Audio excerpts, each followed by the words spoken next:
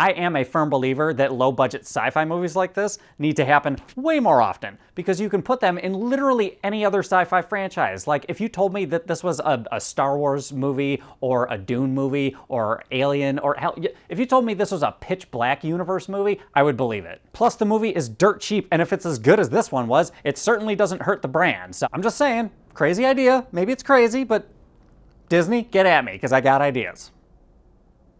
They're never gonna call me. Cue the music already.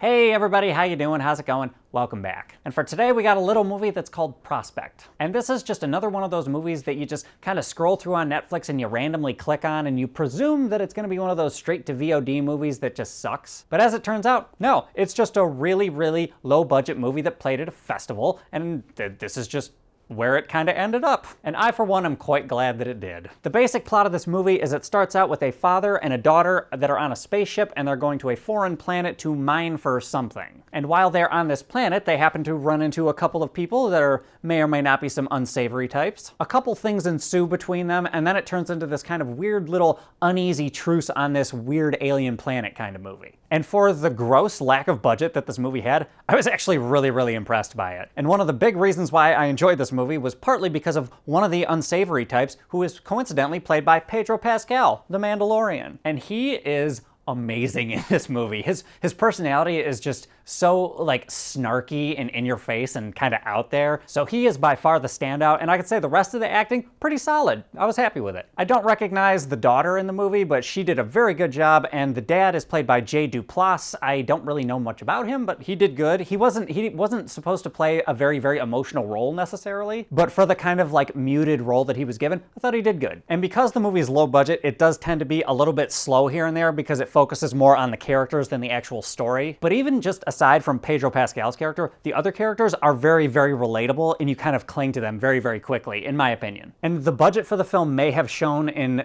maybe the storytelling aspect of it, but definitely not in the visual aspect of it. Because if there was any CGI in the film, I didn't particularly detect it, and also the practical effects in the movie were pretty good for the most part. And there were some action scenes that were done pretty well in the movie, although they were very brief, but they were effective. That's not to say that the film is without flaws, though. I did have a couple qualms with it. And the most notable one is probably the sound editing, or the sound design, I should say. Because the majority of the movie is on this foreign planet, so everybody's in spacesuits, so they're talking on their, on their little like microphones and whatnot. And when nobody has a mask on, or when they're in a ship or something like that, everything sounds fine. However, when they put the suits on and like through their speakers, it's kind of hard to make out what they're saying some of the time. Like legitimately, I had to rewind the film and turn the subtitles on every once in a while. And it also didn't help that some of the dialogue was kind of this foreign sci-fi, like made up words type of thing. And that's not to say that that dialogue was out of place necessarily, because that type of talking is necessary in films like this so that you can kind of feel this otherworldly kind of vibe, you know? So every now and again, that speech was effective, but sometimes you just couldn't make out what they're saying, and then you add that onto not fully understanding what they're saying. It was a little jarring and a little annoying here and there. And really, the only other negative that I have is that there's a certain character dynamic that wasn't fully explained about 2/3 through the movie that just kind of,